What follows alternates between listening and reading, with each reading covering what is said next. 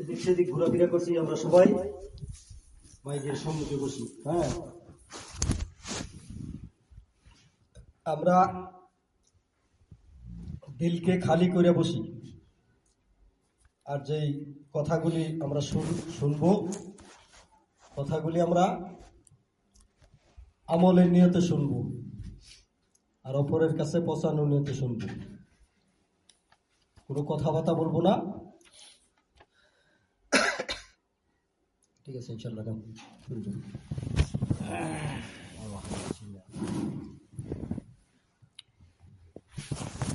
আমরা দুরূদ শরীফ পড়ি। আল্লাহুম্মা সাল্লি আলা মুহাম্মাদ ওয়া আলা আলি মুহাম্মাদ কামা সাল্লাইতা আলা ইব্রাহিম ওয়া আলা আলি ইব্রাহিম ইন্নাকা হামিদুম মাজিদ। আল্লাহুম্মা বারিক আলা মুহাম্মাদ ওয়া আলা আলি মুহাম্মাদ কামা বারাকতা আলা ইব্রাহিম ওয়া আলা আলি ইব্রাহিম ইন্নাকা হামিদুম মাজিদ। বিসমিল্লাহির রহমানির রহিম। আলহামদুলিল্লাহি নাহমাদুহু ওয়া নুসাল্লি আলা রাসূলিহিল কারীম, আম্মা বাদ।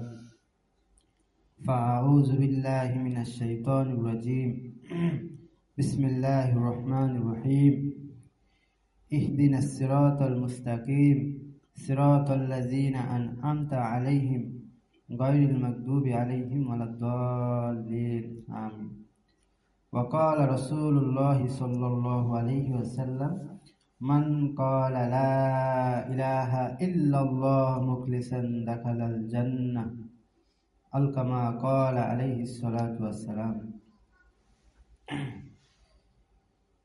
আলহামদুলিল্লাহ, আল্লাহ তাআলা আমাদেরকে এই মুহূর্তে দুনিয়ার সমস্ত কাজ থেকে অবসর করে কিছু কথা, দিনের কিছু কথা বলার জন্য, শোনার জন্য একত্রিত করছেন। এই জন্য আমরা অন্তর থেকে শুকরিয়া আদায় করি। আলহামদুলিল্লাহ। আমরা সবাই আলহামদুলিল্লাহ এটা পড়তে পারি। তো এটা আলহামদুলিল্লাহ একটা আরবি শব্দ। এই আলহামদুলিল্লাহ শব্দের মধ্যে আরবিতে 8টা হরফ আছে, 8টা অক্ষর, 8টা হরফ। তো আমরা জানি জান্নাতের সংখ্যাও 8টা। হাদিসে আছে, যারা বেশি বেশি আলহামদুলিল্লাহ পড়বে, আল্লাহ শুকরিয়া আদায় করবে, তো আল্লাহ তাদের জন্য জান্নাতে যাওয়ার 8টা দরজাই খুলে দিবেন। এই জন্য আলহামদুলিল্লাহ এটা অনেক শক্তিশালী একটা শব্দ। এই জন্য আমাদের সারাদিন আমাদের জবান দিয়ে যেন আলহামদুলিল্লাহ শব্দটা বেশি বের হয়, তো আল্লাহ আমাদেরকে বিনা হিসেবে জান্নাতে দিয়ে দিবেন। ফাজাইলে আমল, ফাজাইলে নামাজের অধ্যায়ে একটা হাদিস আছে, হযরতে আসমা রাদিয়াল্লাহু আনহা হইতে বর্ণিত। রাসূলুল্লাহ সাল্লাল্লাহু আলাইহি ওয়াসাল্লাম ইরশাদ করেন, কিয়ামতের দিন বিচার শুরু হওয়ার আগে সমস্ত মানুষ যখন দাঁড়ায় থাকবে, অপেক্ষা করবে, তখন একজন ফেরেশতা ঘোষণা করবে, কোথায় ওই সকল লোক যারা সুখ দুঃখ, বিপদ আপদ, শান্তি অশান্তি সব সময় আলহামদুলিল্লাহ পড়তো, আল্লাহ শুকরিয়া করত। এই ঘোষণা শুনে একদল লোক উঠবে এবং বিচার শুরু হওয়ার আগেই বিনা হিসাবে জান্নাতে প্রবেশ করবে।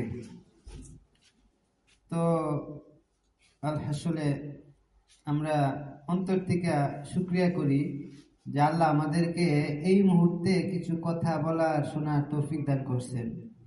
আজকে অনেকেই জানেন, বাংলাদেশে আজকে অনেক বড় মাত্রার ভূমিকম্প হয়েছে।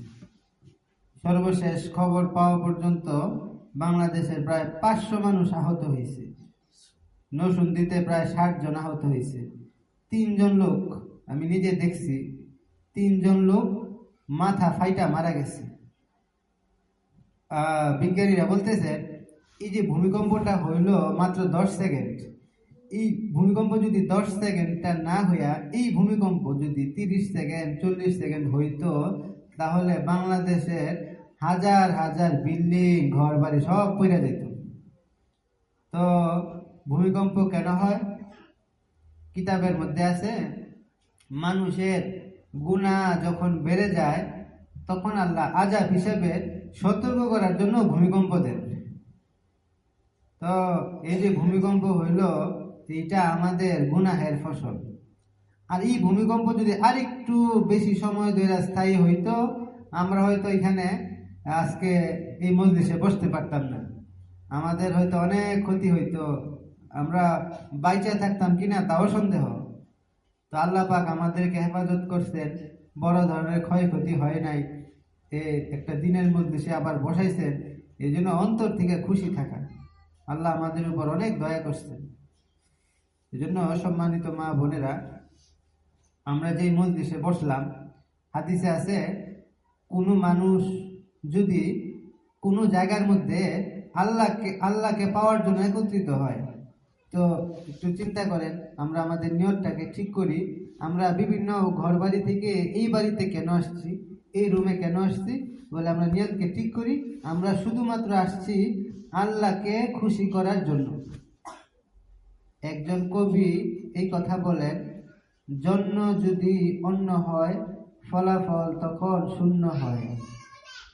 অন্যের জন্য যদি কেউ কোনো আমল করে, ভালো কাজ করে, এটার ফলাফল শূন্য, সে এটার কোনো প্রতিদান পুরস্কার পাবে না। এই জন্য বলতেছেন, জন্য যদি অন্য হয় ফলাফল তখন শূন্য হয়। তা আমরা যদি এখানে আসছি, যদি আল্লাহর জন্য এসে থাকি, আমরা যদি আল্লাহর জন্য এই মজলিসে বসি, তা হাদিসে আছে আমাদের চারপাশে এখন ফেরেশতারা ঘেরাও দিয়ে আমাদের সম্মানে দাঁড়ায় আছে। জমিন থেকে নিয়ে প্রথম আকাশ পর্যন্ত হাজার হাজার ফেরেশতা আমাদের সম্মানের খাতিরে গোল হয়ে আমাদেরকে ঘেরাও দিয়ে দাঁড়ায় আছে। আর আমরা এখন যে বসে আছি এই মজলিসের মধ্যে, এই মুহূর্তে আকাশ থেকে বৃষ্টির মতো আল্লাহর রহমত আমাদের উপর নাজিল হইতেছে। এই কথাগুলো হাদিসে আছে। আমরা যদি নিজেকে মুসলমান দাবি করি, এই কথা আমার 100 থেকে 100 বিশ্বাস করতে হবে যে আমি এখন যে বসে আছি, আমার দিলের মধ্যে বৃষ্টির মতো আল্লাহ রহমত নাজিল করতেছেন। এটার আলামত কি? যদি আমার অন্তরটা এখন একটু শান্তি লাগে, ভালো লাগে, কথা শুনতে ভালো লাগে, তাহলে বুঝবো আমার অন্তরে রহমত নাজিল হইতেছে। আর যদি আমার অন্তর এখনো স্থির না লাগে, ভালো না লাগে, তাহলে বুঝতে হবে আমার নিয়ত ঠিক নাই। আমি এখন ইস্তেগফার কইরা আমার নিয়তকে ঠিক করি, তাহলে আমারও শান্তি লাগবে। তো দৈনিক একটা দোয়া আছে, এই দোয়াটা প্রত্যেক দিন প্রত্যেক পুরুষ এবং প্রত্যেক মহিলার এই দোয়াটা 32 বার পড়া লাগে। কেউ যদি 32 বার দৈনিক এই দোয়াটা না পড়ে, তার গুনাহ হবে। দেখেন, আমি বলতেছি যে এটা কোরআনের একটা আয়াত, ইহদিনাস সিরাতাল মুস্তাকিম। এর অর্থ হইল, হে আল্লাহ, আপনি আমাকে হেদায়েতের রাস্তায় চালান, আপনি আমাকে হেদায়েত দেন। তো 17 রাকাত হচ্ছে ফরজ নামাজ, 12 রাকাত হইল সুন্নতে মুআক্কাদা, 17 আর 12 হইল 29, আর 3 রাকাত হইল বেতের। এই 32 রাকাত নামাজ দৈনিক পড়া জরুরি। এই 32 রাকাত নামাজে প্রত্যেক রাকাতে সূরা ফাতিহা পড়া লাগে। আর প্রত্যেক সূরা ফাতিহার মধ্যে এই আয়াত আছে, ইহদিনাস সিরাতাল মুস্তাকিম। অর্থাৎ আমরা দৈনিক 32 বার আল্লাহর কাছে হেদায়েত চাই। অর্থাৎ 32-এর এক কম হইলো আমার গুনাহ হবে। তো হেদায়েত এত দামি জিনিস যে এই জিনিসটা দৈনিক 32 বার আল্লাহর কাছে চাওয়া লাগে। তো দুনিয়ার সবচেয়ে দামি জিনিস হইলো হেদায়েত। এই যে আমরা এই মজলিসে বসছি, বলছে হেদায়েত কারা পাবে, হেদায়েত কারা পাবে? কোরআন এর জবাব দিতেছে, কোরআন শরীফ। দিনের কথা যারা দিল লাগায়া শুনে, আল্লাহ তাদেরকে হেদায়েত দিয়ে দিবেন। সুবহানাল্লাহ। আবার বলতেছি, সবচেয়ে গুরুত্বপূর্ণ কথা, দিনের কথা যারা অন্তর লাগায়া শুনে, আল্লাহ তাদেরকেই হেদায়েত দান করবেন। একটা লোক যদি হেদায়েত পায়, সে যেন সব কিছু পেয়ে গেল, দুনিয়া আখিরাতের সমস্ত সফলতা সে পেয়ে গেল। তো সেজন্য আল্লাহর কাছে হেদায়েত বেশি বেশি চাইতে হবে। হেদায়েত অনেক দামি জিনিস, মৃত্যু পর্যন্ত হেদায়েতের উপর থাকা। এই জন্য হেদায়েত পাওয়ার জন্য ঘন্টার পরে ঘন্টা, বছরের পর বছর কথা শোনা জরুরি না, বেশি বেশি কথা শোনা জরুরি না। হেদায়েত পাওয়ার জন্য জরুরি হইল যতটুকু কথা শুনবো মনোযোগ সহকারে শোনা, অন্তরের কানে শোনা। গত বছর টঙ্গীতে বিশ্ব ইজতেমার ময়দানে আমাদের মুরব্বীরা একটা গুরুত্বপূর্ণ কথা বলছেন যে মানুষের কান হচ্ছে দুই প্রকার। একটা হচ্ছে মাটির কান। এই মাটির কান আমাদের সবার আছে, আমাদের সবার মাটির দুইটা কান আছে। আর দ্বিতীয় প্রকার হচ্ছে অন্তরের কান। দ্বিতীয় প্রকার হচ্ছে অন্তরের কান। তো কোনো মানুষ যদি মাটির কানে কোনো কথা শুনে তো কথাগুলা সে ভুলে যাবে। আর কোনো মানুষ যদি অন্তরের কানে মনোযোগ দিয়া কোনো কথা শুনে তো আল্লাহ তাআলা আমল করার তৌফিক দিয়া দিবেন। এজন্য সম্মানিত মা বোনেরা, যেই কথাগুলা হইতেছে আমরা যদি কথাগুলা অন্তরের কানে শুনি, হতে পারে কোন কথা হেদায়েত আছে আল্লাহ ছাড়া কেউ জানে না। আমরা যদি হেদায়েত পাওয়ার নিয়তে কথা শুনি, আল্লাহ তাআলা আমাদেরকে হেদায়েত দিয়ে দিবেন। আরেক হাদিসে আছে, যে ব্যক্তি মজলিসের শেষ পর্যন্ত বসবে, এই যে আমরা বসছি একটা মজলিসে, কোনো ব্যক্তি যদি শেষ পর্যন্ত বসে আল্লাহ তাকে দুইটা পুরস্কার দিবেন। একটা হলো মজলিস থেকে ওঠার আগে আল্লাহ তার পিছনের সমস্ত গুনাহ মাফ করে দিবেন। দ্বিতীয় পুরস্কার হলো তার যত গুনাহ ছিল আল্লাহ নেকিতে রূপান্তর করে দিবেন। অনেক বড় পুরস্কারের কথা রাসূলুল্লাহ সাল্লাল্লাহু আলাইহি সাল্লাম বলছেন। এজন্য আপনাদের কাছে বিনীত অনুরোধ যে শেষ পর্যন্ত আমরা ধ্যানের সাথে কথা শুনবো, আল্লাহকে খুশি করার নিয়তে কথা শুনবো। আল্লাহ তাআলা আমাদের সবাইকে আমল করার তৌফিক দান করেন। তো সম্মানিত মা বোনেরা, আল্লাহ তাআলার কাছে সবচেয়ে দামি জিনিসের নাম হচ্ছে ঈমান। তো আল্লাহ তাআলা তফসিরের কিতাব জালালাইন কিতাবের মধ্যে আছে, আল্লাহ যখন এই দুনিয়াটাকে সৃষ্টি করছেন, এই দুনিয়াটা থর থর করে কাঁপতেছিল, অনেক কাঁপতেছিল। তো আল্লাহ তাআলা এই দুনিয়ার বুকের মধ্যে পাহাড়কে নাজিল করছেন, পাহাড়কে পেরেক হিসাবে স্থাপন করছেন। সাথে সাথে পুরা দুনিয়ার কম্পন কাঁপা এটা বন্ধ হয়ে গেছে, দুনিয়া স্থির হয়ে গেছে। ফেরেশতারা জিজ্ঞাসা করলো, আল্লাহ, পাহাড় এত শক্তিশালী যে দুনিয়ার কম্পনকে পাহাড় থামায় দিছে? আল্লাহ, পাহাড়ের চেয়ে বেশি শক্তিশালী কি আছে? তো আল্লাহ বলে, পাহাড়ের চেয়ে শক্তিশালী আছে, সেটা হচ্ছে লোহা। কারণ লোহা দিয়া কুড়াল বানানো হয়, অস্ত্র বানায় পাহাড়কে মানুষ কেটে ফেলে লোহা দিয়া। তারপর প্রশ্ন করলো, লোহার চেয়ে বেশি শক্তিশালী কিছু আছে কি? আল্লাহ বলেন, আছে, সেটা হলো আগুন। বলে, আগুন যদি অনেক বেশি পাওয়ার, অনেক বেশি তাপ দেওয়া হয়, ওই লোহা পর্যন্ত আগুনের মধ্যে গলে যায়। ফেরেশতারা আবার প্রশ্ন করলেন, আল্লাহ, আগুনের চেয়ে শক্তিশালী কি আছে?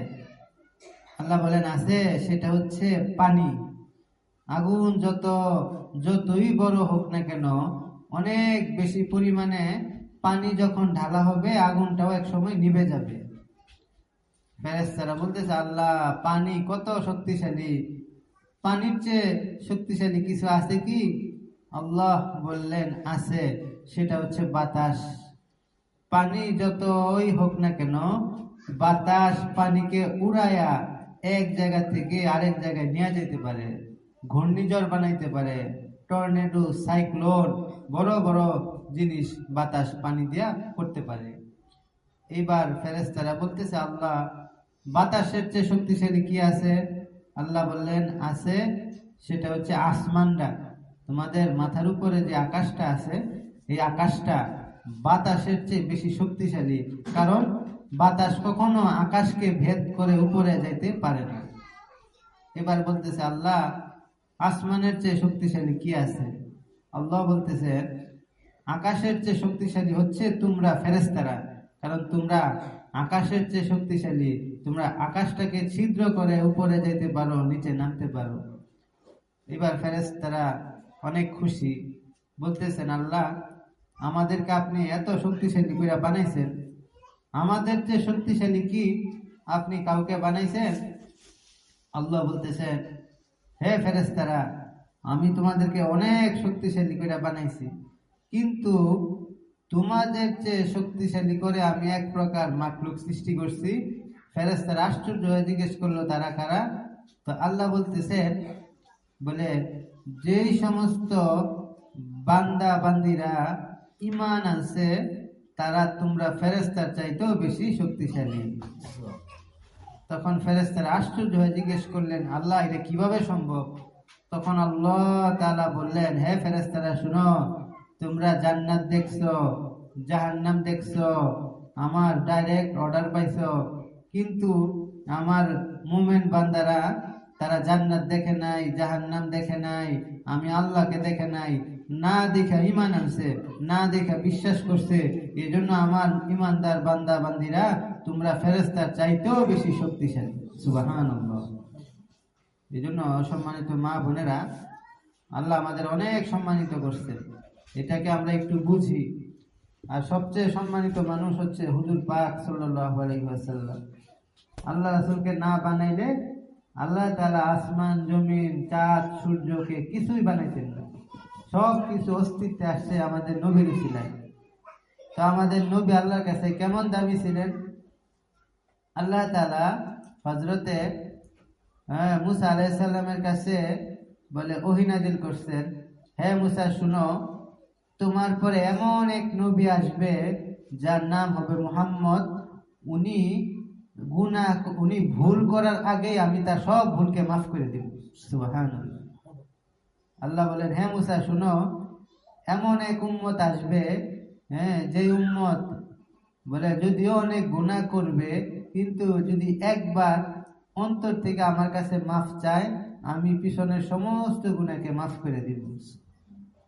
হযরত আমাদের আদি পিতা আদম আলাইহিস সালাম, উনার কাছে আল্লাহ তাআলা এরকম ওহী পাঠাইছে, হে আদম শুনো, তুমি তো একটা ভুল করছিলা, আমি একটা গাছের কাছে যে যাইতে তোমাকে নিষেধ করছিলাম, তো ওই গাছের কাছে তুমি গেছো, ফল খাইছো, এজন্য তোমার শরীরে যে জান্নাতের পোশাক ছিল, শুধুমাত্র একটা ভুল করার কারণে আমি আল্লাহ তোমার শরীরের সমস্ত জান্নাতি পোশাককে কেড়ে নিয়েছিলাম। হে আদম শুনো, আখিরি জমানায় এমন এক নবী আসবে যার উম্মতেরা লক্ষ লক্ষ গুনাহ করলেও আমি তার শরীর থেকে তার পোশাককে কেড়ে নিব না। সুবহানাল্লাহ। আমি তাদেরকে সুযোগ দিব। হে আদম শুনো, তুমি একটা ভুল করছিলা, এই একটা ভুলের কারণে আমি তোমাকে তোমার বাড়ি থেকে, জান্নাত থেকে বের করে দিছি। শুনো, আখিরি জমানায় এমন এক নবী আসবে যার উম্মতেরা লক্ষ লক্ষ ভুল করলেও আমি তাদেরকে বাড়ি থেকে বের করে দিব না। সুবহানাল্লাহ। আমি তাদেরকে সুযোগ দিব। হে আদম শুনো, তুমি একটা ভুল করছিলা, এই একটা ভুল করার কারণে তোমাকে তোমার স্ত্রী হযরত হাওয়া থেকে আমি পৃথক করে দিয়েছিলাম অনেক বছরের জন্য।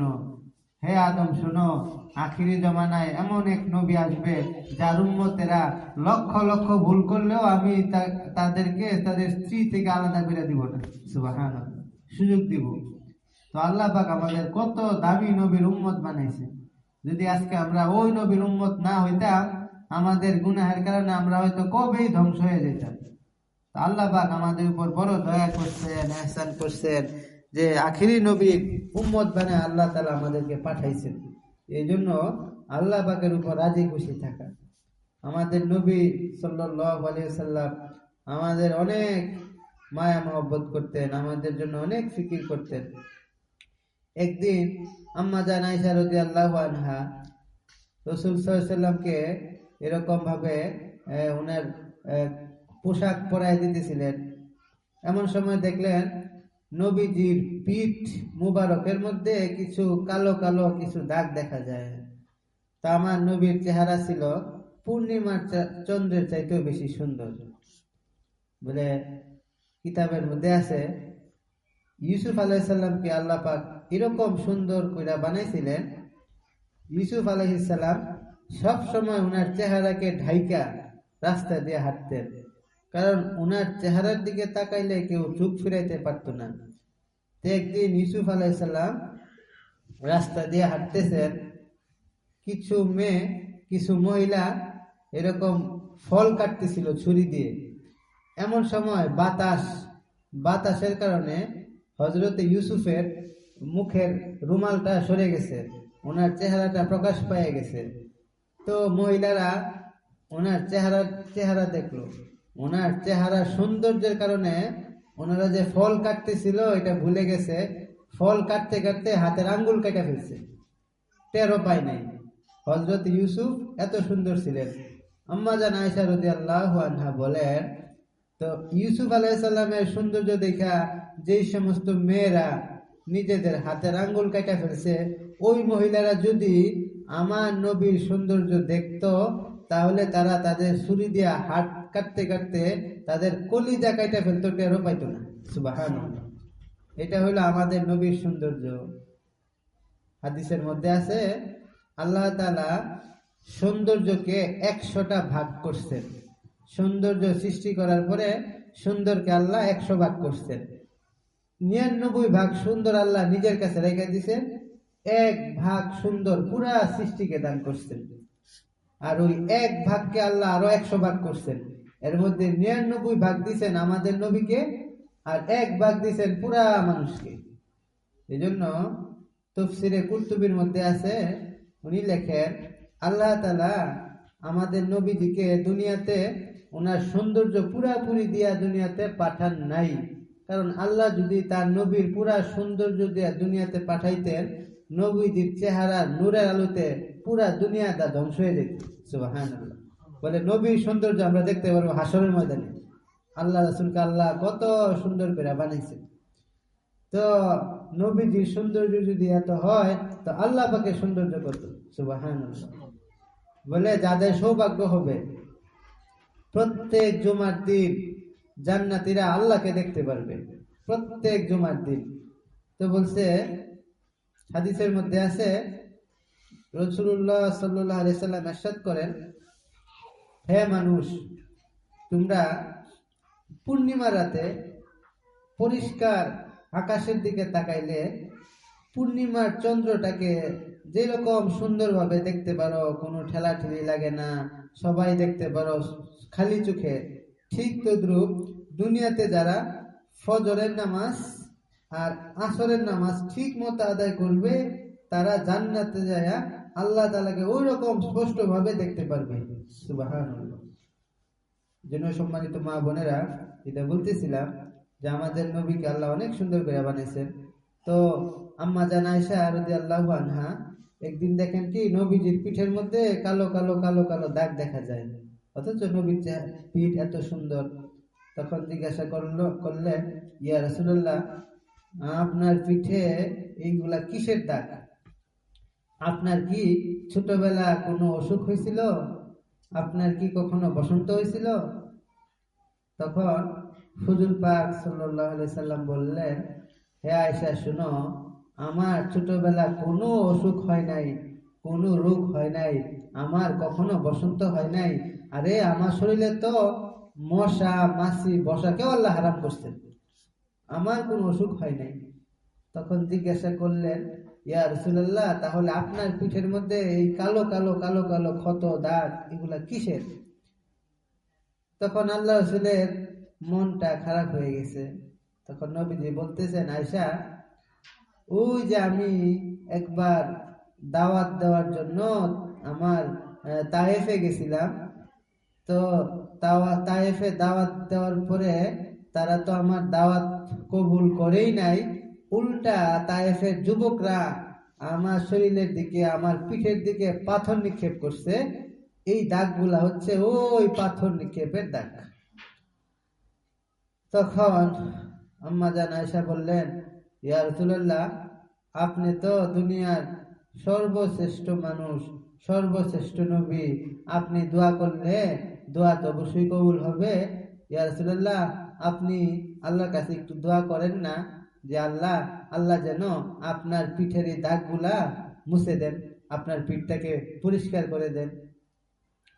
তখন হুজুর সাল্লাল্লাহু আলাইহি সাল্লাম এই কথাটা শোনার পরে নবীজি কান্না শুরু করলেন।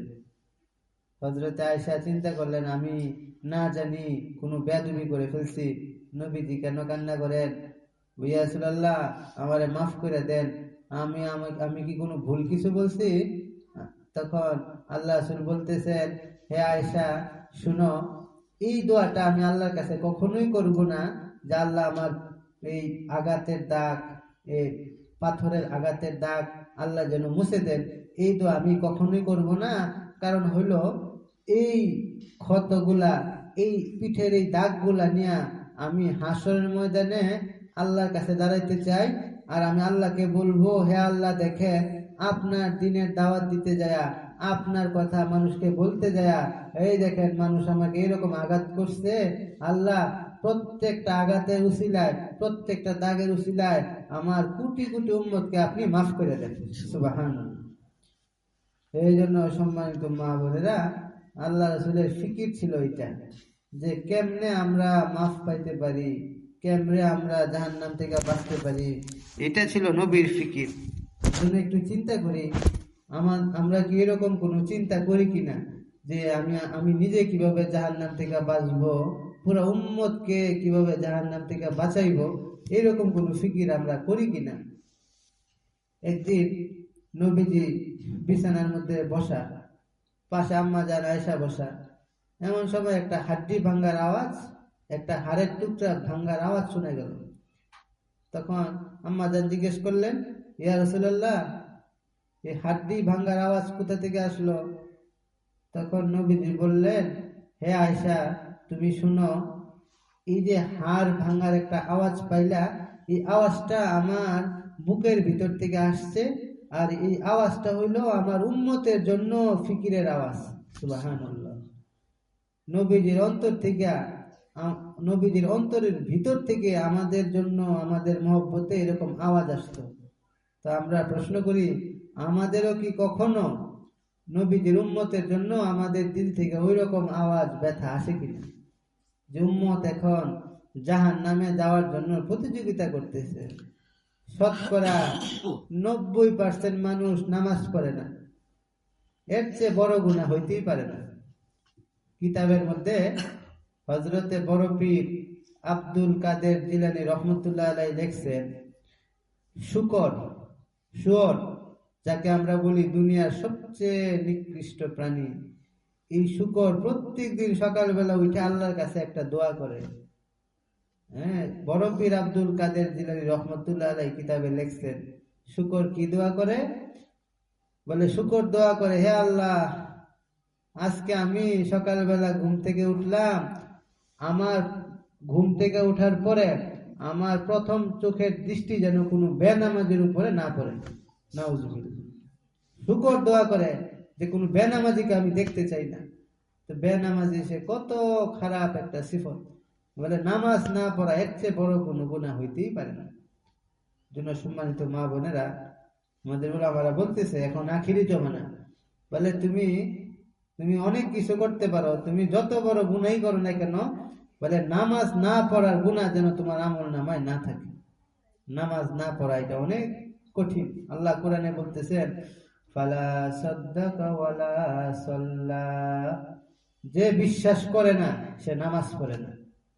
ফালা সাদ্দাকা ওয়ালা সাল্লা, যে বিশ্বাস করে না সে নামাজ পড়ে না। তার মানে কি, আল্লাহ বেনামাজি আর কাফেরকে এক পাল্লার মধ্যে উঠাইছেন। কাফেরকে আল্লাহ যেই পাল্লার মধ্যে উঠাইছেন, বলে বেনামাজিকে আল্লাহ ওই পাল্লার মধ্যে উঠাইছেন। কোরআনের আয়াত, ফালা সাদ্দাকা ওয়ালা সাল্লা। এজন্য একটু চিন্তা করা, আলহামদুলিল্লাহ আমি নামাজি, কিন্তু এটা যথেষ্ট না। আমার পরিবারের সবাই নামাজি কিনা একটু ফিকির করা।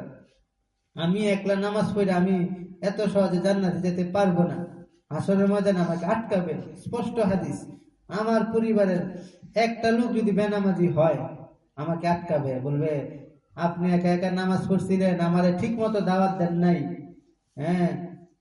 অসুস্থ হইলে জোর করে ওষুধ খাওয়াইছিলেন, খাবার না খাইলে জোর করে খাবার খাওয়াইছিলেন।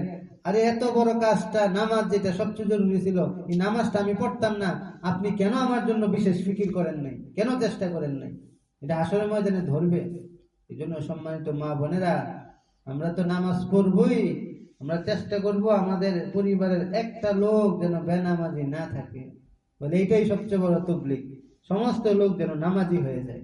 এই জন্য দোয়া করতে হবে, কানতে হবে, চেষ্টা করতে হবে আল্লাহ তাআলা যেন সবাইকে এরকম নামাজি বানায় দেয়। এই জন্য সম্মানিত মা বোনেরা, যে কথা বলতেছিলাম, আল্লাহর কাছে সবচেয়ে দামি হলো ইমান। ইমান কাকে বলে? আল্লাহর সাথে একটা গভীর সম্পর্কের নাম হইতেছে ইমান। হযরত সুফিয়ান সাউরি রহমতুল্লাহ আলাই অনেক বড় এক আল্লাহর ওলি ছিলেন। ওনার তাসকিরাতুল আউলিয়া কিতাবের মধ্যে ওনার একটা ঘটনা লিখছেন। উনি হাদিস পড়াইতেন কাবা ঘরের সামনে বৈশা। আমরা তো হাদিস পড়াই মাদ্রাসায় বৈশা, কিন্তু উনি হাদিস পড়াইতেন একদম বাইতুল্লাহ খানায় কাবার সামনে বসে। হাজার হাজার ছাত্র ওনার সামনে বসে থাকতো, হাদিস পড়তো।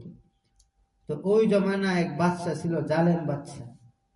ওই বাদশা পুরা দেশের মধ্যে ঘোষণা দিছে যে আমার কাছে বায়াত হওয়া পুরা দেশের সবার জন্য ওয়াজিব, তোমরা সবাই আমাকে মানো, আমার বায়াত হও। এই জালেম বাদশাই ঘোষণা দিছে। সুফিয়ান সাউরি রহমতুল্লাহ আলাই উনি প্রতিবাদ করলেন, বলে না, হে জালেম বাদশা শুনো, তোমার হাতে বায়াত হওয়া ওয়াজিব না, তোমার কাছে বায়াত হওয়াকে আমি হারাম ঘোষণা করলাম, তুমি একটা জালেম। উনি যখন এই প্রতিবাদ করলেন, বাদশার কানে যখন এই খবর গেছে যে বাদশা একজন আলেম তো আপনার কথাকে বুড়া আঙ্গুল দেখাইছে, উল্টা কথা বলছে, আপনাকে জালেম বলছে, তখন বাদশা রাগান্বিত হইয়া রাগে গুসায় ওই বাদশাও কসম করলেন, আমি কসম খাইলাম সুফিয়ানকে আমি যতদিন হত্যা না করব আমি খাবারও খাবো না, পানিও খাবো না। আগেরকার যুগে বাদশারা জালেম হইল কথা রাখতো, তাদের জবানের একটা দাম ছিল। তো সে ঘোষণা দিছে সুফিয়ান সাউরিকে মারা পর্যন্ত, হত্যা করা পর্যন্ত আমি খাবারও খাবো না, পানিও খাবো না, আমি তাকে কতল করব, তারপর তার লাশ, সুফিয়ানের লাশটা আমি কাবা ঘরের সামনে টাঙ্গায় রাখবো। নাউজুবিল্লাহ। এই ঘোষণা দেওয়ার সাথে সাথে বাদশা তার সেনাবাহিনী সৈন্য নিয়ে বাইতুল্লাহর উদ্দেশ্যে রওনা হয়েছেন হযরত সুফিয়ান রহমতুল্লাহকে হত্যা করার জন্য। এই সংবাদটা ওনার এক ছাত্র তাড়াতাড়ি দৌড়ায় ওনার কাছে পৌঁছায় দিছে, হুজুর তাড়াতাড়ি এখান থেকে পালান, আপনাকে মারার জন্য বাদশা আসতেছে। বাদশা কসম খাইছে আপনাকে মারা পর্যন্ত উনি দানা পানি কিচ্ছু খাবে না। তখন সুফিয়ান রহমতুল্লাহ বলেন, আমি কোথায় পালাবো, তুমি বসো। তখন উনি কাবা ঘরের গিলাফটা ধরছেন। কাবা ঘরে একটা জায়গা আছে, ওইখানে হাত দিয়ে দোয়া করলে সমস্ত দোয়া কবুল হয়।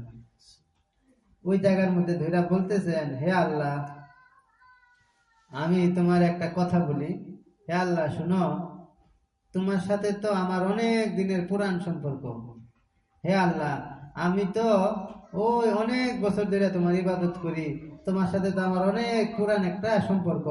হে আল্লাহ, ওই জালেম বাদশা আমাকে মারার ঘোষণা দিছে, আল্লাহ এটা আমার খুব খারাপ লাগতেছে। হে আল্লাহ, আমি তোমাকে বলতেছি তোমার সাথে আমার অনেক পুরান সম্পর্ক। ওই জালেম বাদশা যদি, তুমি যদি ওই জালেম বাদশাকে এই বাইতুল্লাহর এরিয়ার মধ্যে ঢোকার সুযোগ দাও, তো তোমার সাথে আমি আমার সম্পর্কটা কমায় ফেলবো, তোমার সাথে আমি খাতির কমায় ফেলবো। হে আল্লাহ, এখন তোমার যা ইচ্ছা তা করো। এই কথা বলে উনি আবার হাদিস পড়ানো শুরু করলেন। ছাত্ররা ভয়ে কাঁপতেছে, আরে আমাদের হুজুরকে এখন মাইরা ফেলবে, ওই যে বাদশার ঘোড়া দেখা যাইতেছে, এখনই তো মাইরা ফেলবে। হুজুর দেখি বসা, হুজুর দেখি পালায় না, হুজুর দেখি ভয় পায় না। তো আল্লাহ পাকের কুদরত, ওই জালেম বাদশা যেই মাত্র কাবা ঘরের এরিয়ার কাছে আসছে, একটা ঘোড়ায় চড়ে আসতেছিল, কাবা ঘরের এরিয়াতে ঢুকার আগেই বাদশার ঘোড়া বাদশাকে উল্টায়া ফালায়া এরকম পাড়া দিয়ে হত্যা করে ফেলছে। সুবহানাল্লাহ। অর্থাৎ ওনার দোয়া আল্লাহ কবুল করছে বলে আল্লাহ পাকের সাথে এইরকম গভীর একটা সম্পর্কের নাম হইতেছে ঈমান। আল্লাহর সাথে যদি সম্পর্ক থাকে, যেটা বলবো আকাশে ওইটাই কবুল হবে। এই জন্য সম্মানিত মা বোনেরা, আমরা যে নামাজের পরে দোয়া করি, আমাদের প্রত্যেকটা দোয়া কবুল হইতো, কিন্তু একটা কারণে আমাদের দোয়া কবুল হয় না।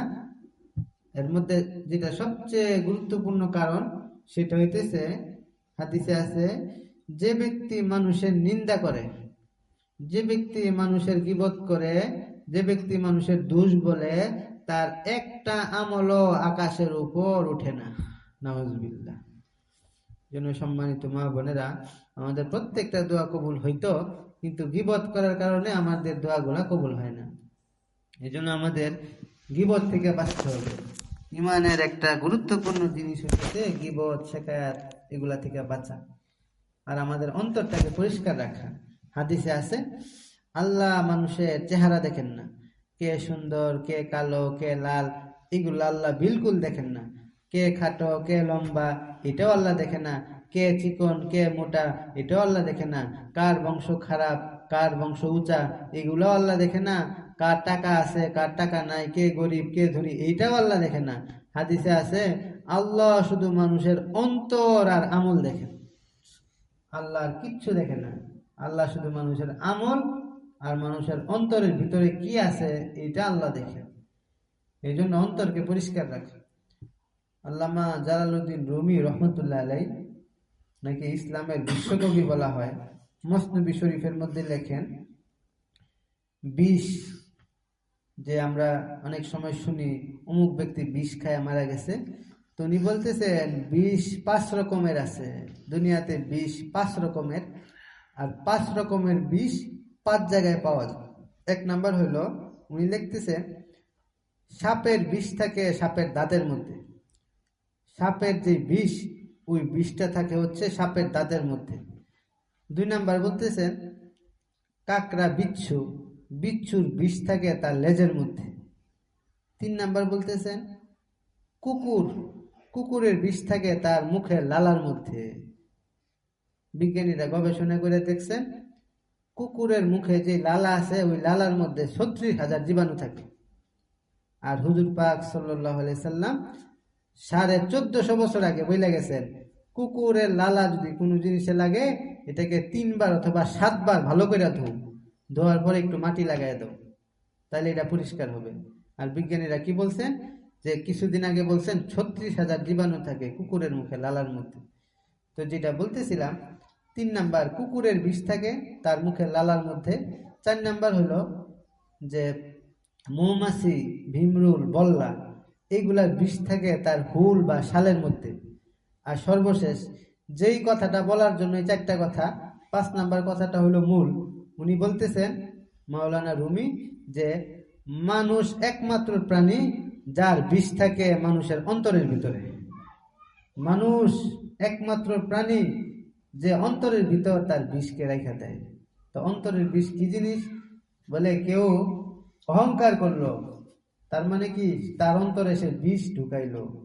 কেউ লোভ করলো আরেকজনের জিনিসের প্রতি, সে তার অন্তরের ভিতরে লোভ, বিষ ঢুকাইলো। কেউ হিংসা করলো আরেকজনকে, সে তার অন্তরের ভিতর বিষ ঢুকাইলো। কেউ কারো গীবত করলো, সে তার অন্তরের মধ্যে বিষ ঢুকাইলো। এই জন্য হাদিসে আছে, তুমি অন্তরকে পরিষ্কার করো। আল্লাহ মানুষের অন্তর দেখেন। অহংকার করা যাবে না, নিজেকে কোনো লাইনে বড় মনে করা যাবে না, কোনো লাইনে না। আর লোভ, কারো জিনিসের প্রতি লোভ করা যাবে না। আল্লাহ যাকে দিচ্ছেন আলহামদুলিল্লাহ, আমাকে আল্লাহ যতটুকু দিচ্ছেন আলহামদুলিল্লাহ। আর কাউকে হিংসা করা যাবে না। একটা লোক উন্নতি করে ফেলতেছে, আমি তাকে হিংসা করলাম, বলে বিলকুল না, এটা আমার অন্তরের শান্তিকে হিংসা করলে এটা নষ্ট হয়ে যাবে আমার অন্তরের শান্তি। এই জন্য সম্মানিত মা বোনেরা, আমরা গীবত, শিকায়াত, এগুলা থেকে যদি বাঁচি, তাহলে অল্প আমল আমাদের নাজাতের জন্য এরকম যথেষ্ট হয়ে যাবে। এই জন্য আল্লাহ যেন আমাদের সবাইকে এরকম ভাবে আমাদের অন্তরকে পরিষ্কার করে দেন, 5 ওয়াক্ত নামাজ ঠিক মতো আদায় করার তৌফিক দেন। আরেকটা বিষয় হইতেছে জিকির। জিকির খুব বেশি পরিমাণে করা। আমরা এরকম ভাবে বাচ্চাদেরকে ভ্যাকসিন দেই, টিকা দেই, আমরা অনেক সময় প্রয়োজনে টিকা নেই। তো আল্লাহ রাসূল সাল্লাল্লাহু আলাইহি সাল্লাম হাদিসের মধ্যে 4টা অসুখের নাম বলছেন। একটা হলো অন্ধ হয়ে যাওয়া, আমরা কেউ অন্ধ হইতে চাই না, চোখ নষ্ট হয়ে যাওয়া। 2 নাম্বার বলে, 2 নাম্বার অসুখের নাম প্যারালাইসিস, হাত অচল, পা অচল, এটাও আমরা কেউ চাই না, মুখ অচল। 3 নাম্বার অসুখের নাম হইতেছে এরকম ব্রেনের রোগ, পাগল হয়ে যাওয়া, এটাও আমরা কেউ চাই না। 4 নাম্বার রোগের নাম হাদিসে আছে কুষ্ঠ রোগ, একটা জটিল রোগ। হাদিসে আছে এই 4টা রোগ মানুষের হবে না যদি সে ছোট্ট একটা আমল করে। ফজরের পরে 10 সেকেন্ড, মাগরিবের পরে 10 সেকেন্ড লাগবে আমলটা করতে। এটা নবীর দেওয়া ভ্যাকসিন। দুনিয়ার সমস্ত ডাক্তারের কথা ভুল হইতে পারে, কিন্তু আল্লাহ রাসূলের কথা কোনোদিন ভুল হবে না। বলে ছোট্ট একটা দোয়া, ফজরের পরে যদি কেউ 3 বার পড়ে, মাগরিবের পরে যদি কেউ 3 বার পড়ে, নিয়মিত আমলটা করে, তার মৌত পর্যন্ত এই 4টা রোগ তার কোনোদিন হবে না। হাদিসে নবীজি বলতেছেন, দোয়াটা নবী শিখাই দিয়েছেন, সুবহানাল্লাহিল আজিম ওয়া বিহামদিহি লা হাওলা ওয়ালা কুওয়াতা ইল্লা বিল্লাহ। এই ছোট্ট দোয়া মাত্র 3 বার, ফজরের পরে 3 বার, মাগরিবের পরে 3 বার, সুবহানাল্লাহিল আজিম ওয়া বিহামদিহি লা হাওলা ওয়ালা কুওয়াতা ইল্লা বিল্লাহ। এই ছোট্ট দোয়া, এই আমলগুলা যদি আমরা করি। আরেক হাদিসে আছে, মানুষ টাকা পয়সার পিছনে ঘুরে, ওইখানে কাজ করে, ওইখানে সারাদিন পেরেশান, সারাদিন কাজ করার পরেও পরিবারের অভাব দূর হয় না, টাকার অভাব লাগেই থাকে, চেষ্টা করার পরেও তেমন কোনো অভাব পুরা হয় না, অভাব মিটে না, প্রয়োজন মিটে না। অথচ হাদিসে আছে, তুমি মধ্যম চেষ্টা করো, দুনিয়া নিয়ে অতিরিক্ত মাতামাতি করো না, আর তুমি কিছু আমল করো। এক হাদিসে আছে, যে ব্যক্তি দৈনিক 100 বার এই দোয়া পড়বে, লা হাওলা ওয়ালা কুওয়াতা ইল্লা বিল্লাহ, 100 বার লা হাওলা ওয়ালা কুওয়াতা ইল্লা বিল্লাহ, বলে সে কোনোদিন সে গরিব হবে না। সুবহানাল্লাহ। এই জন্য হাদিসের মধ্যে সমস্ত আমলের, সমস্ত সমস্যার আমল দেওয়া আছে। এরপরে দোয়া ইউনুসের কথা আসছে, বলে কেউ কোনো ব্যক্তি, এটা টঙ্গীর ইস্তেমার ময়দানে বলছেন, কোনো ব্যক্তি যদি দৈনিক 300 বার দোয়া ইউনুস পড়তে পারে, লা ইলাহা ইল্লা আনতা সুবহানাকা ইন্নী কুনতু মিনাজ জালিমিন, কোনো ব্যক্তি যদি নারী হোক পুরুষ হোক কষ্ট করে দৈনিক 300 বার দোয়া ইউনুস পড়তে পারে, তো আল্লাহ তাকে 2টা পুরস্কার দিবেন। এক নাম্বার হলো, আল্লাহ তাআলা তার অন্তরকে একদম পরিষ্কার করে তার অন্তরে মারিফাত দান করবেন। সুবহানাল্লাহ। আর 2 নাম্বার পুরস্কার হলো, আল্লাহ তাআলা তার রিজিকের লাইনে আল্লাহ তাকে পরিশ্রম ছাড়া গায়েব থেকে কুদরত দ্বারা রিজিক দান করবেন। সুবহানাল্লাহ। এই জন্য দোয়া ইউনুস 300 বার পড়ার চেষ্টা করা, লা ইলাহা ইল্লা আনতা সুবহানাকা ইন্নী কুনতু মিনাজ জালিমিন। এই আমলগুলা যদি আমরা করি, আর সকাল বিকাল যদি 3 তাসবিহ আদায় করি, তা ওলি না হয়ে আল্লাহ আমাকে মওত দিবেন। এই আমলগুলা যদি আমরা খুঁজে খুঁজে করি, তা আমার আর কোনো সময় কাটানোর চিন্তা করতে হবে না, যে টিভি দেখা, মানুষের লোক আড্ডা দেওয়া, গীবত করা, এই সময় পাওয়া যাবে না। সব সময় আমি আমলের মধ্যে লাগা থাকবো। আর যারা কোরআন তেলাওয়াত করতে পারে, বলে কোরআন তেলাওয়াত করা, কারণ কি, কোরআন শরীফের প্রত্যেকটা অক্ষরের মধ্যে নূর আছে। কোরআনের দিকে তাকায় থাকলেও এটা মানুষকে নূরানি করে দেয়। এই জন্য সম্মানিত মা বোনেরা, শেষ পর্যায়ের কথা, এই যে আমরা মজলিসে বসলাম, ইমাম গাজ্জালী রহমতুল্লাহ আলাইহি বলেন, দিনের একটা মজলিসে বসলে 70টা খারাপ মজলিসে বসলে যেই গুনাহ হয়, 70টা খারাপ মজলিসে বসার গুনার কাফারা আদায় হয়ে যায়। সুবহানাল্লাহ। দিনের একটা মজলিস এত দামি। সেই জন্য আমরা বেশি বেশি এরকম দিনের মজলিসে বসবো, সুন্নত তরিকায় বসবো, পর্দার যেন কোনো খেলাফ না হয়। যেন সম্মানিত মা বোনেরা, সামনে অনেক বড় একটা তাকাজা আছে। পুরা বাংলাদেশে যতজন মানুষ 3 চিল্লা দিছে, তাদের এবং আলেমদেরকে 1 চিল্লা 1 সাল, এবং সাধারণ মানুষ যারা 3 চিল্লা দিছে, সবাইকে টঙ্গীর ময়দানে মুরব্বীরা ডাকছে। পুরা বিশ্ব থেকে বুজুর্গরা আসবে, বয়ান করবে।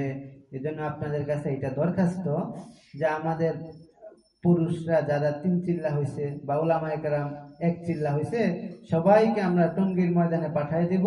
তারা ওইখানে একটা নুরানি একটা মজমা হবে।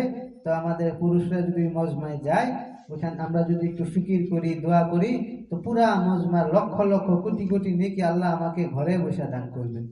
এই জন্য মা বোনেরা, আমরা শ্রীলঙ্কার কথা শুনছি, ইস্তেমার সময়, জোরের সময় অনেক মা বোনেরা নফল রোজা রাখে, দোয়া করে। আমাদের বড়রা বলেন, যদি কোনো মহিলা এই যে 5 দিন জোর হবে, এই 5 দিনের মধ্যে 1 দিন বা 2 দিন বা যে কোনো দিন নফল রোজা রাখতে পারে, আর নফল রোজা রাখে আল্লাহর কাছে দোয়া করে, ও আল্লাহ, আমি নফল রোজা রাখলাম, আল্লাহ আপনি জোরকে কামিয়াবি করেন, এই জোর থেকে বেশি বেশি মানুষ যেন আল্লাহ আস্তে বের হইতে পারে। তো কোনো মা বোনেরা যদি এরকম নফল রোজা রাখতে পারে, অথবা 2 রাকাত নফল নামাজ পড়ে আল্লাহর কাছে দোয়া করে, হে আল্লাহ আপনি জোরকে কবুল করেন, বেশি বেশি মানুষকে আল্লাহ আস্তে বের হওয়ার দিলকে নরম করে দেন, তো পুরা ময়দানে যত আমল হবে, এর একটা অংশ আল্লাহ মা বোনদের আমল নামায় দিয়ে দিবে। সুবহানাল্লাহ। এই জন্য আমরা একটু ফিকির রাখি, যাদের সম্ভব হয় নফল রোজা রেখে দোয়া করব, যাদের সম্ভব হয় 2 রাকাত নফল নামাজ পড়ব, যাদের সম্ভব হয় 5-10 টাকা দান করব, আর নিয়ত করবো আল্লাহ এত মানুষ, লক্ষ লক্ষ মানুষ ময়দানে একসাথে হয়েছে, আমরা তো যাইতে পারবো না, তবে আমরা ঘরে বসে দোয়া করতেছি, তো আল্লাহ পাক পুরা মজমার একটা নেকি দান করবেন। এই জন্য সম্মানিত মা বোনেরা, আর আমাদের ঘরে যারা পুরুষ মানুষ আছে, তা আল্লাহ রাস্তায় যদি আমরা তাদেরকে বুঝায়া শুনায় বের করতে পারি, জোর থেকে চিল্লায় অনেকেই যাবে। আমাদেরও পুরুষরা যারা অবসর আছে বা যাইতে পারে, একটু ব্যস্ততা কম, তারা যদি আল্লাহ রাস্তার জন্য যায়, তাহলে ইনশাল্লাহ আমরাও ঘরে বসে নেকি পাবো, আল্লাহ আমাদের উপর রাজি খুশি হবে। আসলে দুনিয়াটা থাকার জায়গা না, এক সময় ছিলাম না, এখন আসি, আবার থাকবো না। আসার একটা সিরিয়াল আছে দুনিয়াতে, আগে দাদা আসে, পরে বাপ আসে, পরে নাতি আসে, কিন্তু যাওয়ার কোনোই সিরিয়াল নাই। যে কোনো সময় আমাদের দুনিয়া থেকে চলে যেতে হবে। এই জন্য অন্তরের মধ্যে আশা রাখা, আল্লাহ আপনার রাস্তায় আমাদেরকে মৌত দিন, আমাদের মৃত্যু যেন বাড়িতে না হয়, আমরা যেন শহীদ হইতে পারি, আল্লাহ রাস্তায় যেন আমাদের মৌত হয়। সব সময় মৃত্যুর জন্য প্রস্তুত থাকা, আল্লাহর সাথে সম্পর্ক ঠিক রাখা, হুজুর পাক সাল্লাল্লাহু আলাইহি ওয়াসাল্লামের সুন্নত তরিকায় চলা। এই জন্য সম্মানিত মা বোনেরা, এই দাওয়াত ও তবলিগের মেহনতের উসিলায় আমরা আজকে এখানে বসছি। যদি তবলিগ না থাকতো আমরা কেউ এখানে হয়তো বসতাম না। এই জন্য আল্লাহর কাছে বেশি বেশি দোয়া করে, আল্লাহ আমার মৃত্যুটা যেন ইমানের সাথে হয়, আর মৌত পর্যন্ত দাওয়াত ও তবলিগের মেহনতের সাথে আল্লাহ লাগা থাকার তৌফিক দান করেন। এই জন্য সম্মানিত মা বোনেরা, শেষ কথা, আলহামদুলিল্লাহ অনেক কষ্টের পরে, অনেক কুরবানির পরে এই জায়গার মধ্যে তালিমের পয়েন্ট আসছে। এটা একদম কাকরাইলের ফয়সালা। তো আমাদের বড়রা বলেন কি, তা আমাদের বড়রা কিছু নিয়ম, কিছু উসুল দিছেন, আমরা যদি ওই নিয়মের উপরে তালিমের পয়েন্টটা চালাই অনেক বরকত হবে। যেমন একটা উসুল হইতেছে যে 6 নাম্বার যে দেওয়া হয় মহিলাদেরকে, আমাদের বড়দের উসুল হচ্ছে, যে সমস্ত মাস্তুরাতরা 10 দিন 15 দিন অথবা চিল্লা সময় লাগাইছে, ওনারা যদি 6 নাম্বারের উপর কথা বলেন, তো বলছে এটা পুরা মৌজুর মধ্যে একটা অন্যরকম একটা তাসির হয়, এবং এটা হচ্ছে বড়দের উসুল। তা আমরা যদি মেহরবানি কইরা এই উসুলের উপর জমতে পারি, তো সমস্ত বিশ্বের মুরব্বীদের নেক নজর আমাদের উপর থাকবে, তাদের একটা বরকত রহমত থাকবে। এই জন্য আমরা একটু খেয়াল করি যে আমরা আমাদের মন মতো না, আমরা চেষ্টা করব আল্লাহ যেভাবে খুশি হয়, আমাদের মুরব্বীরা ওলামা একরাম যেভাবে বলে, এইভাবে যদি আমরা পয়েন্টটা চালাই, আমাদের পয়েন্টের মধ্যে অনেক বরকত আসবে। কারণ কি বলে, জানার নাম ইসলাম না, মানার নাম হচ্ছে ইসলাম। আমরা যদি মাইনা চলতে পারি, ইবলিশ শয়তান অনেক আমল করছে 9.5 লক্ষ বছর, কিন্তু সে আল্লাহর হুকুম মানে নাই, না মানার কারণে সে ধ্বংস হয়ে গেছে। এই জন্য আমরা যদি আমাদের দিলকে নরম করি, আমাদের ওলামারা, আমাদের বড়রা যেভাবে চলতে বলে, আমরা যদি এটা মেনে নেই আল্লাহর জন্য, আল্লাহর মহব্বতে, আল্লাহ পাক আমাদেরকেও বড় বানিয়ে দিবেন। হাদিসে আছে যে আল্লাহর জন্য নিজেকে ছোট করবে, আল্লাহ তাকে অনেক বড় বানিয়ে দিবেন। এই জন্য সম্মানিত মা বোনেরা, যেটা শেষ কথা, আমরা আমাদের অন্তরে হিংসা অথবা অহংকার, দিলের মধ্যে যত খারাপ জিনিস আছে, আমরা এগুলা থেকে তওবা করি। আল্লাহ যেন আমাদেরকে এরকম সাহাবীদের মতো কবুল করেন। আর সামনে যে জোর আসতেছে, সর্বশেষ কথা, আপনাদের কাছে বিনীত অনুরোধ, আমরা সবাই জোরের জন্য ফিকির করব, আল্লাহর কাছে দোয়া করব। আর আমরাও মাস্তুরা সহ 3 দিন 10 দিন, যে সমস্ত মাস্তুরাতরা এখনো 3 দিন সময় লাগান নাই, অনুরোধ আপনারা 3 দিনের জন্য যান, যেয়ে দেখেন আল্লাহ রাস্তার মধ্যে কত শান্তি। আর যাদের 3 দিন 3 বার হয়ে গেছে, তারা 10 দিনের জন্য নিয়ত করি। আর যাদের 10 দিন হয়ে গেছে, মাস্তুরাতের চিল্লার জন্য নিয়ত করি। আর যাদের চিল্লা পড়া হয়ে গেছে, আল্লাহ রহমত, ওনারা বিদেশ সফরের জন্য নিয়ত করি। তো পুরা বিশ্বে আমরা বিশ্বনবীর বিশ্ব উম্মত। এক বুজুর্গ বলতেছিলেন, আল্লাহ তাআলা যার তালিমে আসাকে পছন্দ করেন, আমরা যে তালিমে আসছি এই যে পয়েন্টে, আল্লাহ তাআলা যেই মহিলার অথবা যেই পুরুষের তালিমে আসা এটা পছন্দ করেন, আল্লাহ তাকে 3 দিন তাবলীগে সময় লাগানোর তৌফিক দান করেন। তো আল্লাহ তাআলা যার 3 দিন লাগানোকে পছন্দ করেন, আল্লাহ তাকে 10 দিন লাগানোর তৌফিক দান করেন। আর আল্লাহ তাআলা যার 10 দিন পছন্দ করেন, তাকে চিল্লা দেওয়ার তৌফিক দান করেন। আর আল্লাহ তাআলা যার চিল্লাকে কবুল করেন, পছন্দ করেন, তাকে বিদেশ সফর করার তৌফিক দান করেন। এই জন্য আমরা নিয়ত রাখি, আমরা যেমন হজের নিয়ত রাখছি, আমরা এটাও নিয়ত রাখি যে নবীর কাজ নিয়ে, তবলিগের কাজ নিয়ে পুরো বিশ্ব সফর করব, এটা দিলের মধ্যে নিয়ত রাখি, দোয়া করি। আমাদের হাতে কিচ্ছু নাই, সমস্ত কিছুর মালিক আল্লাহ তাআলা। এই জন্য আল্লাহর সাথে সম্পর্ক করি, শেষ রাতে উঠা কান্নাকাটি করি, সর্বশেষ একটা হাদিস বেলা শেষ করে দিতেছি। হাদিসের মধ্যে আছে, কোনো মানুষ যদি শেষ রাত্রে উঠে 5 ওয়াক্ত নামাজের আজান দেয় মুয়াজ্জিন, আর তাহাজ্জুদ নামাজের আজান দেয় স্বয়ং আল্লাহ তাআলা। আল্লাহ নিজে প্রথম আকাশে এসে ডাকতে থাকেন, ও বান্দারা, আরে ও বান্দা বান্দিরা, তোমরা ঘুমায় আসো, আমি আল্লাহ তোমাদেরকে ডাকতেছি, তোমার যত প্রয়োজন আছে আমার কাছে চাও, আমি পূরণ করে দিব। এই জন্য তাহাজ্জুদ ছাড়া বুজুর্গ হওয়া যায় না। এই জন্য যদি আমরা তাহাজ্জুদ একটু কষ্ট করে উঠি, কত বড় রাত, 2 রাকাত নামাজ পড়ি, 2 ফোঁটা চোখের পানি আল্লাহর কাছে ফেলতে পারি, তা আল্লাহ পাক আমাকে প্রিয় বানিয়ে নেবেন, আল্লাহর সাথে আমার সম্পর্ক হয়ে যাবে।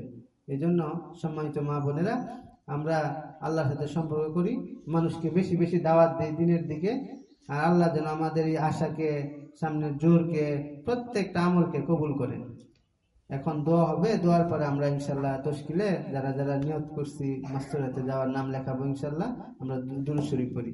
আল্লাহুম্মা সাল্লি আলা মুহাম্মাদ ওয়া আলা আলি মুহাম্মাদ কামা সাল্লাইতা আলা ইব্রাহিম ওয়া আলা আলি ইব্রাহিম ইন্নাকা হামিদুম মাজিদ। আস্তাগফিরুল্লাহ রাব্বি মিন কুল্লি যামবি ওয়া আতুবু ইলাইহি। লা হাওলা ওয়া লা কুওয়াতা ইল্লা বিল্লাহিল আলিয়্যিল আযীম। আল্লাহুম্মা আমিন। اللهم انت السلام ومنك السلام تبارك يا ذا الجلال والاكرام. ربنا ظلمنا انفسنا وان لم تغفر لنا وترحمنا لنكونن من الخاسرين. ربنا آتنا في الدنيا حسنة وفي الآخرة حسنة وقنا عذاب النار. ربنا لا تزغ قلوبنا بعد إذ هديتنا وهب لنا من لدنك رحمة إنك أنت الوهاب. لا إله إلا أنت سبحانك إني كنت من الظالمين. يا أول الأولين يا آخر الآخرين يا ذا القوة المتين يا راحم المساكين يا أرحم الراحمين يا أرحم الراحمين يا أرحم الراحمين. আল্লাহ আপনি আমাদের সবাইকে মাফ করে দেন। আল্লাহ এই 1 ঘন্টা সময় প্রায় আমরা দুনিয়ার সমস্ত গুনাহ থেকে আল্লাহ কোনো গুনাহ করি নাই। আল্লাহ আপনার ঘরে, আল্লাহ আপনার এরকম একটা মজলিসে বসেছিলাম, আল্লাহ আপনি আমাদের এই মজলিসে কবুল করেন। আল্লাহ আমাদের পিছনে সমস্ত গুনাহ মাফ করে দেন। আল্লাহ যারা হাত তুলছে সবার হাতকে কবুল করেন। আল্লাহ যেই জায়গার মধ্যে বসে আল্লাহ আমরা দোয়া করতেছি ওই জায়গাকে কবুল করেন। এই ঘরওয়ালা পরিবারের মধ্যে রহমত বরকত নাজিল করেন। পুরা এলাকার মধ্যে দিনের হাওয়াকে চালু করে দেন। পুরা বিশ্বের সবাইকে হেদায়েত দেন। সমস্ত কাফেরকে মুসলমান বানিয়ে দেন। সমস্ত মুসলমানকে আপনি সাহায্য করেন। পুরাপুরি দিনের পথে সুন্নত তরিকায় উঠার তৌফিক দান করেন। আল্লাহ দুনিয়ার মহব্বত অন্তর থেকে বাহির করে দেন। আপনার মহব্বত, আপনার নবীর মহব্বত দান করেন। আপনার ইশক ও মারিফত দান করেন। আল্লাহ ইলম শিখার আগ্রহ দান করেন। জিকিরকারী জিহ্বা বানায় দেন। আল্লাহ 5 ওয়াক্ত নামাজ সঠিক মতো পড়ার তৌফিক দেন। শিরিক মুক্ত ঈমান দান করেন। আপনার ওলি হওয়ার তৌফিক দেন। আমাদের ব্যবহার আখলাককে সুন্দর করে দেন। নিয়তকে খালেস করে দেন। বেশি বেশি আপনার রাস্তা বের হওয়ার তৌফিক দান করেন। হুজুর সাল্লাল্লাহু আলাইহি ওয়াসাল্লাম আপনি আমাদের দোয়াকে কবুল করেন। আল্লাহ ইহরামের কাপড় পরার আগে আল্লাহ কাফনের কাপড় পরায়েন না। মক্কা মদিনা না দেখায় কবরে নিয়েন না। আপনার রাস্তায় সফর অবস্থায় শাহাদাতের মউত দিয়েন। আল্লাহ মজলিসের মধ্যে এতগুলা মানুষ হাত তুলছে, যার হাত আপনার কাছে বেশি পছন্দ তার হাতের উসিলায় আমাদের সকলের নেক দোয়াকে কবুল করেন। আপনার ভয়ে, আপনার ভালোবাসায় কান্নাকাটি করতে তৌফিক দান করেন। অন্তরকে নরম করে দেন। হুজুর সাল্লাল্লাহু আলাইহি ওয়াসাল্লাম আপনি আমাদের দোয়াকে কবুল করেন। সামনের জোর বিশ্ব ইসলামকে কবুল করেন। রব্বানা তাকাব্বাল মিন্না ইন্নাকা আনতাস সামিউল আলিম وتب علينا إنك أنت التواب الرحيم. صلى الله تعالى على خير خلقه سيدنا محمد وآله وأصحابه أجمعين. سبحان ربك رب العزة عما يصفون وسلام على المرسلين والحمد لله رب العالمين. آخر كلامنا عند الموت لا إله إلا الله محمد رسول الله. اللهم آمين. الله الله